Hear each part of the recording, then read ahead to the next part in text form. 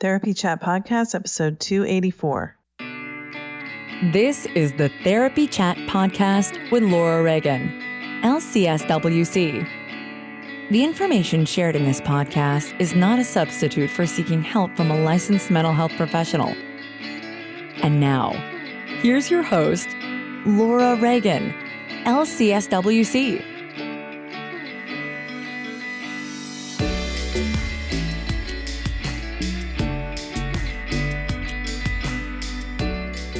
Therapists, do you feel stuck when working with clients who are numb and disconnected, who have trouble accessing emotion and exploring their inner experience? Learn a comprehensive approach to conceptualize your client's concerns. Sensory motor psychotherapy uniquely includes the body in therapy as both a source of information and a target for intervention, because words are not enough. Go beyond theories and gain practical ways to open a new dimension for effective therapy. Visit Sensory Motor Psychotherapy Institute online at sensorymotor.org today.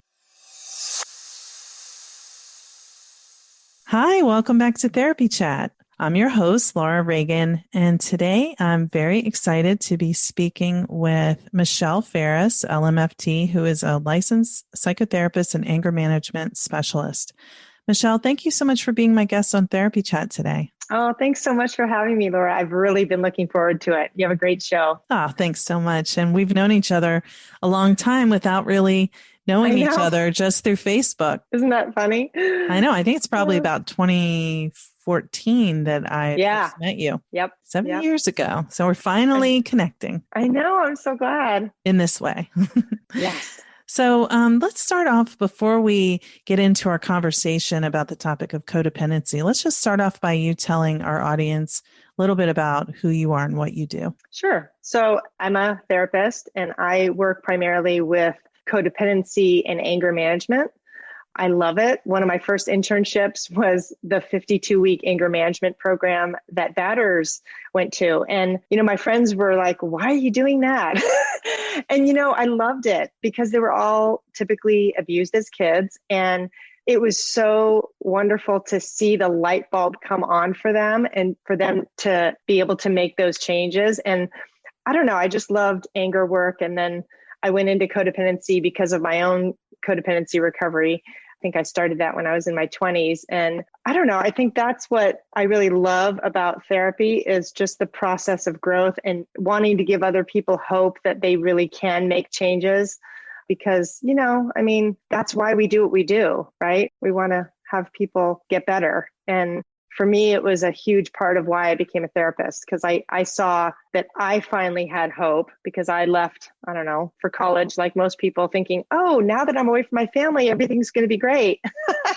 And it was like, I had no skills to live. And it was kind of a rude awakening.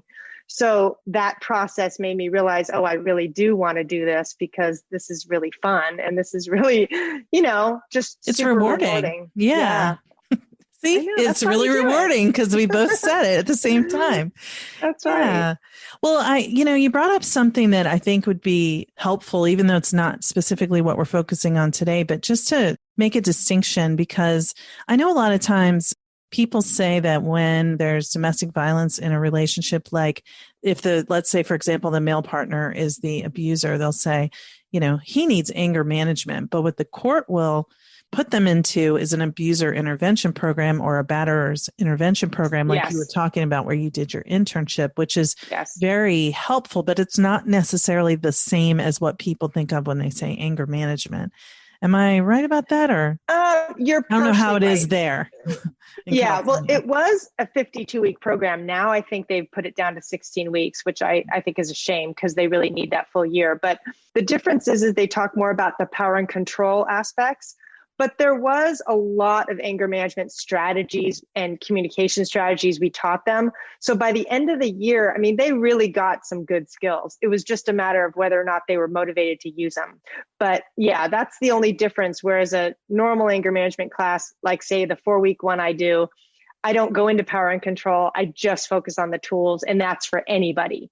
So yeah, it is a little bit different. Yeah, I think that's important because, people if there is a power and control dynamic in the relationship of an abusive relationship, if that's not addressed, then the anger management wouldn't really be, fully addressing the problem that caused the person to do that. But exactly. And that's why they need a full year. They're not going to get this in 4 weeks. They need a lot more time. So, but it's really rewarding to see people be able to change like that. That's awesome. When I was in undergrad, I sat in on a couple of those abuser intervention programs, what they call it over here. And just a couple of sessions I was allowed to watch with my professor facilitating. And it definitely changed my perception about, the dynamics of abusive relationships, of, what the intention is on the part of the abuser, where it seems like this, person who's just like this out of control, like monster. Exactly. And it's really just this very hurt person who has no understanding of how to express it. Or no skills to be able to do that. Yes. And to manage it. Exactly. Right. All right. So that's a slight aside, but not really, because all of that factors into what we're talking about today. But you do specialize in codependency. And I was wondering if you could just kind of start off with talking about what that means, because, I used to find that as extremely confusing concept. Yeah, you're not alone. I think a lot of people miss the fact that they're codependent because there's so many different kinds of symptoms. They may not relate to the primary ones. So they think, oh, I'm not codependent. But to me, I relate codependency as a pattern of behavior where you're focusing on other people at your own expense. So you get all your validation, your approval from others because you don't know how to give it to yourself. So there's really it creates one of those one-sided relationships where you're doing all the heavy lifting, you're trying to rescue, possibly control, possibly, get into their business because that's how you find yourself versus being able to have a healthy relationship when you have a sense of self, so it's really hard. But, I think to your point of it being confusing, I noticed that there's kind of two types that I've seen. One is the people pleaser type, and that's the type I relate to, where we don't want conflict. We'll do whatever you want us to do. We're super good caretakers. So we look nice. Yeah. But the problem is that we don't see that we're actually hurting ourselves. Now, the other part is, I'm going to not use a name, but a person I used to know, and they were very aggressive in their verbal approach. They were much more of a controlling type person. So they were codependent too, but a totally different style, more in your face, not afraid to get into conflict, not afraid to speak up for themselves, but they didn't have good boundaries and an awareness of how they were coming across. But, those are kind of different sides of the same coin. But I think it's helpful sometimes for people to realize there's not just one type. You can have a constellation of the symptoms that's unique to you. That is really helpful. I've more heard of it in terms of the people pleaser, conflict avoidant, and somewhat like martyr-like way of being, which is pretty relatable, I think, because I raised my hand when you were saying that. I saw that. Right. Because, it's like, and all of you who are listening who may be therapists, does this sound familiar at all? Because, we know that we don't rescue as therapists, but our relationship is one-sided. It's meant to be focused on the other person. Right.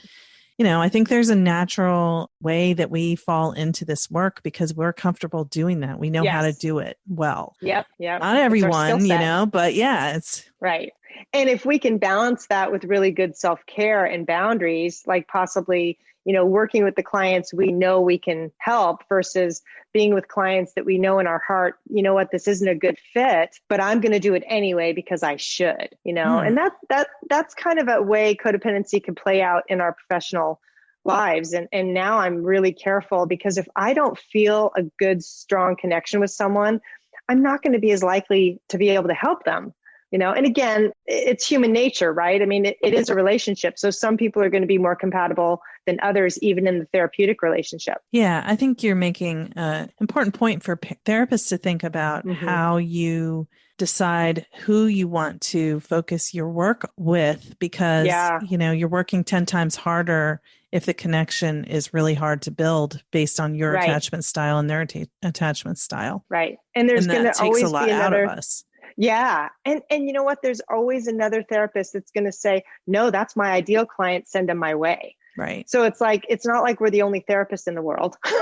Right. And we don't have to be. That's right. We don't have to be. But personally, it really creates a lot of havoc in our relationships because, you know, if you don't have a strong sense of self, it's really hard to create a healthy relationship because you're going to be chasing that other person to make you feel complete. You know, that whole "you complete me" from Jerry Maguire, you know, I mean, that is the essence of a codependent. You know, they need somebody to complete them. Yes. Oh my gosh. That's so funny that you said that. But when you said it, I thought of Dr. Evil from, what is it? Austin Powers. Like, oh, yeah. He's like got his mini me and he's like, you complete me. And it's like that, you know, it's just that drawing attention to the irony of how, you know, that's so unhealthy. Right.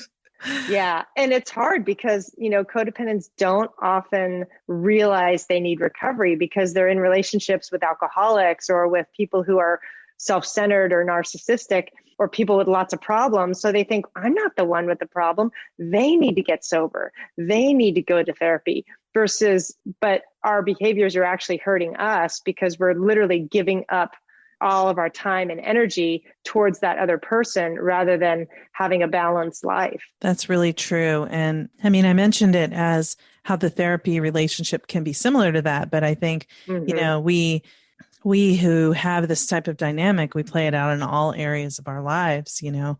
Yeah. Well, that's another thing that I think people miss is they think it's only about the alcoholic and the codependent, right? That's the traditional form that we know.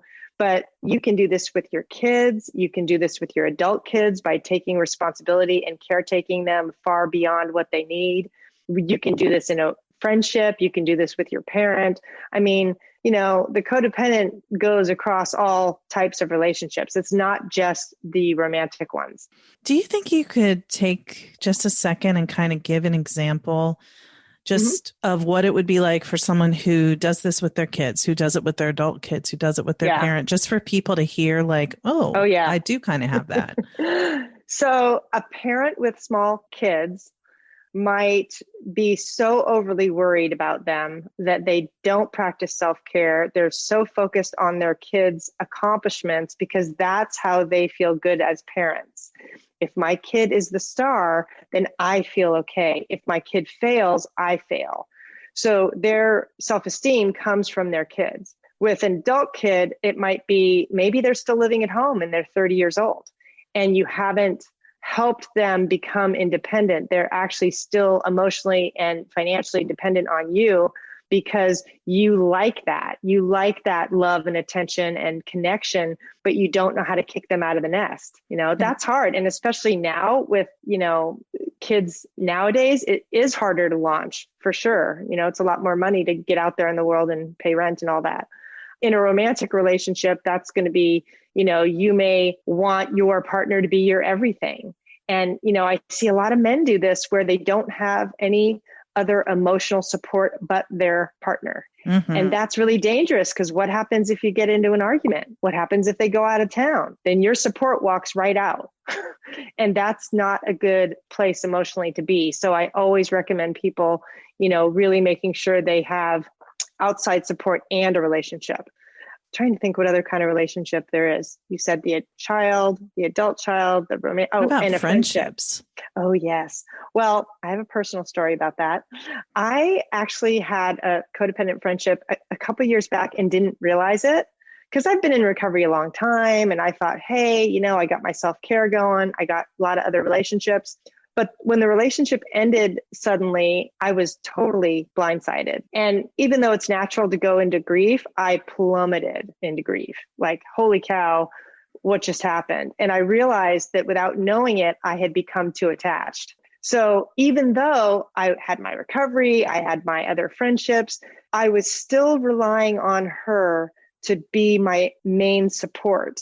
And that was a huge wake-up call for me because sometimes we don't realize we're doing it until the relationship ends.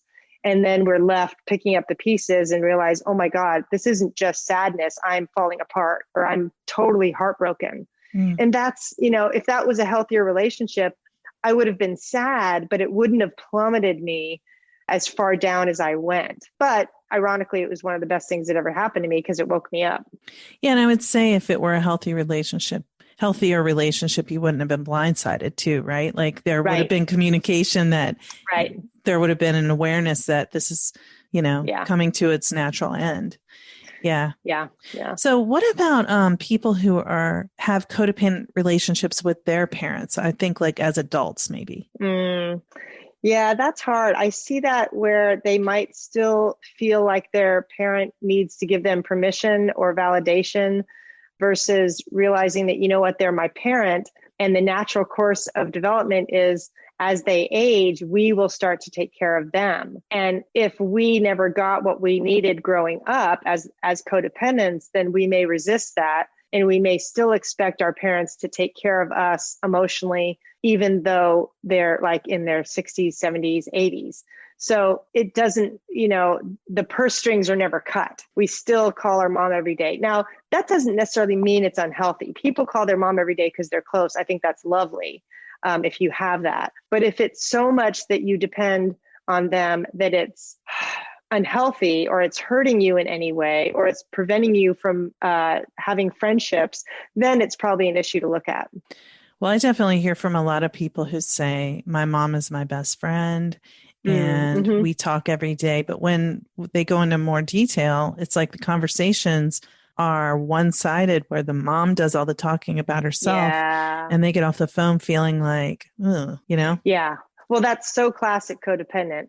We listen, and then we get off the phone and realize, where's mine? Like, I didn't get seen at all. But the problem is that the codependent doesn't realize that they don't actually offer that information. They expect the other person to say, hey, well, how are you?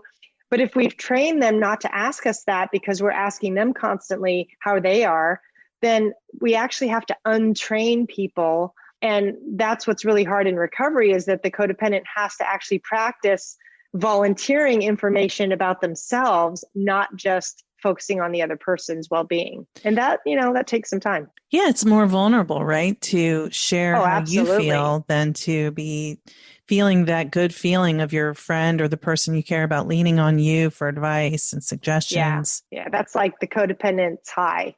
Is I'm helping you. I feel amazing because I just did you this huge favor. And then what ends up happening is they end up crashing a couple days later because they didn't get anything back. And then now they're in resentment and hurt, but they can't say that. So it's a vicious cycle of I'm going to keep giving, hoping you're going to notice me. But when you don't, I'm going to be really upset, but I'm not going to tell you about it. Yeah, that feels familiar in many, many ways. But I think that the one that you talked about with the controlling approach doesn't feel as clear to me. Can you give some examples of how that might show up in relationships, if you can think of any? Yeah, so it's more the person who might be telling you what they think you should do. They might be more judgmental. They might appear that they have all the answers, but inside their self-esteem is just as low as yours. It's just they have a better, they learned to get their value by being the wealth of information or being the smart one. So they use that because, of course, that's a positive trait. But in relationship, it sets the other person to feel like they're wrong because there's this cloud of judgment that doesn't feel good, but they don't know how to say anything. So that's where the codependent, has to pull back and go, wow, maybe I am a little judgy and I need to look at my own humility that maybe I don't have all the answers. And maybe that's not the way I need to lead in relationship. Maybe I don't have to do that. Maybe I can just practice being myself because that's what the codependent doesn't do. They take on these traits to connect. So if I think I have all your answers, I'm trying to connect with you, but I'm kind of pushing you away in my judgment at the same time. So, that's why it gets so dysfunctional. Yeah, I think parents can do that too, as a way to try to, I see this a lot with in this parent who sees their child as not launching, but the parent is kind of telling them what they should be doing and trying to control their path, but not letting them just go out there and possibly make a mistake, flail right? a bit. Yeah. Right. Because that is, you can't do someone's life for them. No. And yet it's such a humbling experience. I mean, my son's 22 and he's still living with us and I'm okay with that. But it's been a process of letting go more and more, letting him get his job and do his thing. And, me trying to teach him how to be more and more independent.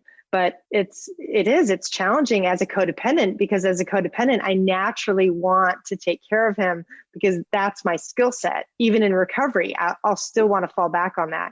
But I also know that, if I do that too much, then I'm really not serving him or me. Yeah, you're really making me think about a question that I've considered a lot myself as a parent of two young adults, 22 and 24. How do you know where the line is to be? I mean, I feel like what I'm trying to do is just, when they need more help, give more help. When they need less help, let them do it, So like sort of just trying to gauge if they're in a crisis situation, they do need help. Right. If it's something where they maybe didn't budget well, is there a way to help them like figure out how to solve the problem, but not solve it for them and things like that. But how do parents figure out the difference between being caring, supportive, loving, and being codependent? Well, I think just what you did is you're trying to be supportive without jumping in and fixing it. And everybody has a different starting point, depending on the kid, depending on their capabilities. So it's going to look different for different families. And I think that's where we get into comparison of, oh, my son isn't doing what their son's doing. And this is so unique. Every skill set, and if a parent has been really codependent for a long time, then it's going to be baby steps at first to start to reverse that. It may be having them start to do their own laundry, or, don't offer them money all the time. Literally. And literally. Okay, we're doing better than that. There you go. Yeah. See, they do their laundry. That's good. See, I'm kind of on the fence about that. I sometimes do it. I sometimes don't. But but I know that that's one of the things I can concretely do. But it's really about stepping back and letting them figure it out. So sometimes the codependent wants to rush in, or we see an issue before they do. And maybe that's the first sign of defense is, you know what? I see it. That doesn't mean I have to act. Maybe I wait for a while before offering. Maybe that's the growth, or I get with some other parents and talk to them and get support around other parents who are also struggling, because I think you have to get that support in order not to feel bad about what you're doing, because all of this is human. And after the year we've had with COVID, it's like, of course, there's going to be more issues, and that's understandable. We kind of have to give ourselves a break, That's a good point. I mean, everything's different with COVID, with kids who would have gone to college and been away and gone through all these experiences and learned from them, are kind of, many of them were back home and, sort of falling into the comfort of just, everyone being so scared and just needing to kind of pull together. Yeah, for sure. So can you talk about how this starts? Where does codependency come from?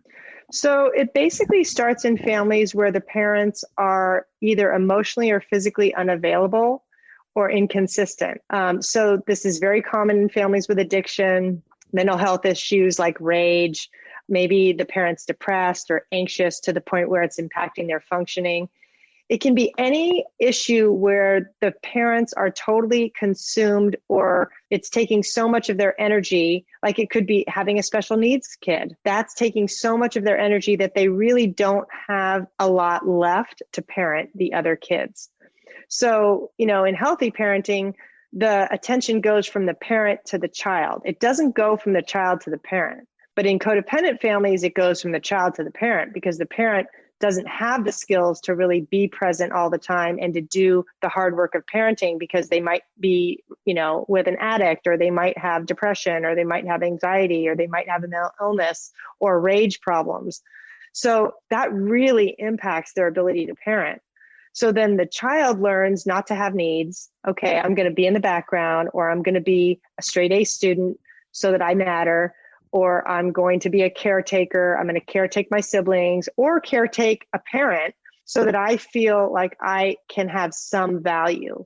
because they don't get taught that they have value simply because they are who they are. So that kind of sets up that dynamic of looking outside of themselves for that approval and that self-esteem. That was a very succinct and clear explanation. Oh, good. Thank you. Yeah, that makes so much sense. Oh, good. Is there a pattern or trend on who tends to have more of the people pleaser type and who has more of the controlling approach? I'm just curious. It's okay if not. I've seen men and women have both. And I think there's a growing number of men that are identifying with being codependent, where by the time they're in adult relationships, they are really trying to be the white knight and rescuing all these damsels in distress versus actually being able to have a healthy relationship. So I think it's probably relatively equal, but the styles can be different. Like the roles in the family, you might have the hero, you might have the lost child, things like that. But the codependency, the other thing is that you can either grow up on the codependent side or you can grow up on the addict side. And the addict is more, they're going to get into addictions probably in their early teens. They're going to be more of a self-centered personality type, whereas the codependent kid is going to be much more about other people and lacking a sense of self, which is why, ironically, they grow up and marry each other because they end up being that dysfunctional match. So, yeah, so I think that both of them end up sprouting from these kind of families. That's so interesting. And, I think the addict side, of course, like you said, the traditional idea was alcoholic, partner with a partner who's enabling them. That's right. That's what I originally heard of as codependency and understood. But addict can really be more than just substance abuse, right? Oh, yeah. It can be food addiction. It can be compulsive behavior, sex addiction, video addiction. I mean, there's lots of ways to numb out. And a lot of codependents do have addiction issues because that also helped them cope as kids. A lot of them have food issues because, the easiest substance to get when you're 5 is food. You're not going to get offered a drink, but you're going to get offered sugar. And that can start really early, that food is love thing. Mm-hmm. And I'm also thinking about like workaholics. Oh, yeah. Yeah. Oh, yeah. Codependents are the ones that you want on your team because these are the ones that are going to give you their heart and soul. And that's what's really precious about them, right? Is because they really do contribute a lot. The problem is they don't have any sense of their stopping gap. So they just keep going, even though they're running themselves into the ground.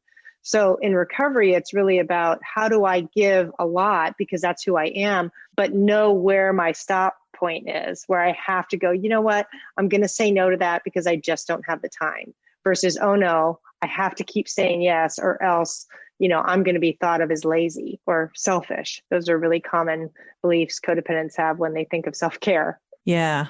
Yeah. I'll add, or people will be mad at me. Yep. That's a huge one. Yeah. And it's so, it's so sanctioned in our culture to be, I'll say particularly for women, but it's there's this whole like cultural ideal where the fairy tale is what everybody's aspiring to. The women think that there's going to be a, knight in shining armor who's going to come along and help them live happily ever after. And the men think they're going to be a knight in shining armor and come along and help someone be, just in those old gender role stereotypes from. But these are the fairy tales. This is what I grew up reading, these fairy tales. I did too. And Disney movies. I thought getting married was going to be the answer to everything. Yeah. Or becoming a parent and having a family and being, then you'll live happily ever after. Right. Which is really always, like, I'm just going to redo and do it better. Right. Well, and it's outside of us, that thing, that relationship. When I get that something outside of me, then I'm going to be okay versus what if I'm okay inside of me first, and that's really the heart of starting recovery is kind of switching that focus from other people to themselves. And that's a hard, even though it sounds simple, that's really hard for codependents to do in recovery because they really think the relationship is going to solve everything. Yeah. So it's like, if I just get out of this relationship and get into the right one. Yep. Or if I get that better job. Yeah. move to that neighborhood or that better house. Yep. Yeah. I'll be happy when. Exactly. Instead of what if you could be happy now? Yeah. Within yourself, So how do people heal from codependency? Do you have any like suggestions, resources? Yeah. So I kind of call it relationship recovery, where you go from relationships that don't serve you to learning how to trust yourself and create relationships that work. Because that to me, in my recovery, I did the relationship piece first, and I didn't make as much progress because I totally bypassed wanting to have a relationship with myself. But until I did that piece, I didn't get as much serenity or as much peace within myself. So that to me is huge. So the self-care, the self-trust has to be built first. And of course, that's a long-term goal. So it's not something you're going to get in a week or a month, but it is something that's going to create the foundation. So when you trust yourself, you're going to be able to learn relationship skills, set boundaries, communicate from a better place, and pick healthier people. And there's lots of resources now. I mean, there's Al-Anon. I always recommend people checking out Al-Anon or Coda. Al-Anon's more established than Coda, but some people like Coda. They're both 12-step programs, free, on Zoom. Even after this pandemic's over, I wouldn't be surprised if a fair number of meetings stay on Zoom because it's so convenient for people. There's Let me online. ask you real quick. I'm sorry, just about those two. Are they both like higher power focus? That's a really good question. So yes, they are, but you can be an atheist and go to these programs. They are not going to make you believe in a higher power. It is something eventually that most people, even agnostics and atheists, end up finding some form that works for them, but you don't have to. That's one of the biggest myths is people think, oh, it's a religious program, and it's actually not. But it is helpful to have a power greater than yourself. That can be nature, that can be the group, because the group has, a certain energy that can be very powerful for us in terms of healing. So it's really important, but I'm really glad you asked that, because a lot of people get stuck with that assumption that it's a religious program. Yeah. And that's why because I know I really don't know anything about Coda. So I really wasn't sure but that's sometimes people are asking, like, how can I find a codependency group that's not, higher power focused, but I don't know if there are others either. There's Smart Recovery, but that's more the addiction side. So I don't know if they have, or Celebrate Recovery is definitely religious. So I don't know if they have Smart Recovery for codependents. Okay. I think there's adult children of alcoholics groups, some places. And of course, not everyone who has codependency is an adult child of an alcoholic. Though. Right. But that is I'm glad you brought that up, because that's another really powerful program for sure. Do they require higher power? Is that part of it? They don't require anything, but they will talk about it because it is part of the steps. Yeah. But again, you can go in and say, you know what? I don't believe in a higher power. I have no interest in that. And most people are going to say, totally cool. We're happy you're here. If they don't say that, go to the next meeting because it's totally your business on whether or not you want a higher power or not. It's totally okay not to have one. Okay. Thanks for saying that. That's just something a lot of people ask about. Yeah. So groups seem to be a good way to kind of address this. Yeah, get support. They offer mentors in the way of sponsorship. And then they walk you through the 12 steps. So you start with admitting your powerlessness, which most people don't want to do, but it actually is freeing, because when you admit that you're powerless, you realize you're not in control of things, and you don't have to take responsibility for everything. So, most people do the steps with a sponsor that, we don't typically recommend doing them by yourself, because you need somebody to guide you through it. But it's a very powerful process. And you can take what you like and leave the rest. Some people come into the program and they don't want to do the steps at all. That's totally fine. It really is. You can dip your toe in and out. You can leave early. It really is a place to go for support, but there's no rules. There's no guidelines that you have to do, which I think is helpful for people when they start. Yeah. And I'm glad you're saying this, because I think, for people who are listening, it can be just intimidating. You're like, oh, I don't know. I mean, I don't even know what would happen at this group. Right.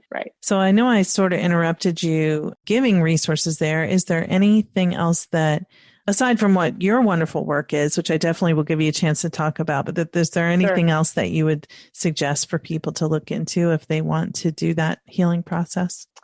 Al-Anon is the number one. A lot of people with the family of origin work, therapy is really good because when you have a lot of trauma and abuse, it really is best to do that work in therapy.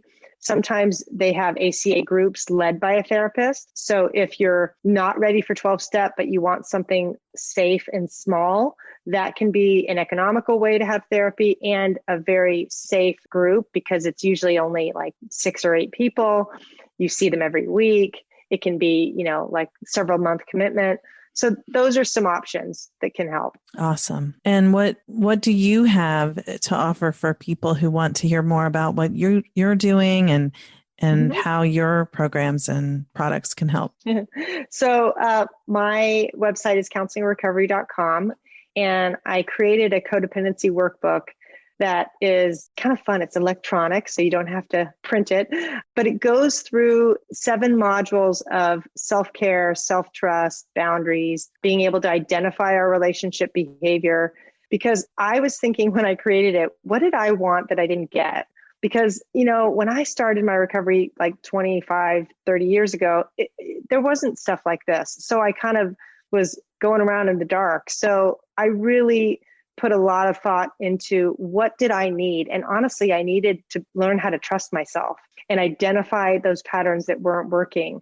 So that's what my workbook is about. And then I have a video with each module just because I like to connect. And sometimes people need that, verbal and just visual of, okay, that's what I'm doing to make sure I'm on the right path. So that's been really fun to create that. That's awesome. I can't wait I'm going to definitely go check that out. Not because I need to, but just in case I want to share it with anyone. That's right. I love it. Well, I'll definitely link to your website in the show notes and your workbook. And Michelle, just thank you so much for being my guest on Therapy Chat today. I loved this conversation. Oh, me too. This was really fun. Thank you so much, Laura.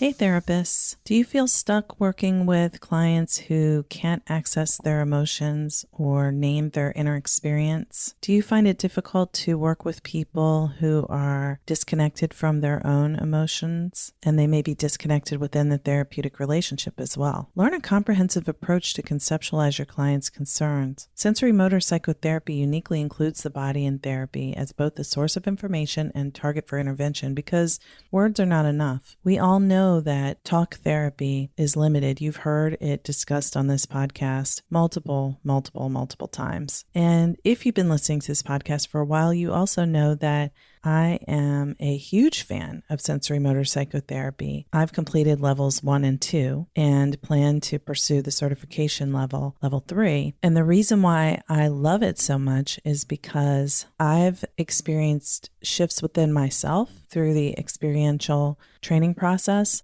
and huge shifts in my work with clients through the training that I've received with Sensory Motor Psychotherapy Institute. I highly recommend that you check out their website, sensorymotor.org, to learn about their trainings. In fact, they have trainings coming up this summer, and to view their webinars, learn more about what sensory motor psychotherapy is. It's a beautiful, powerful method that I can't recommend highly enough. So check them out at sensorymotor.org. Thank you for listening to Therapy Chat with your host, Laura Reagan, LCSW-C. For more information, please visit therapychatpodcast.com.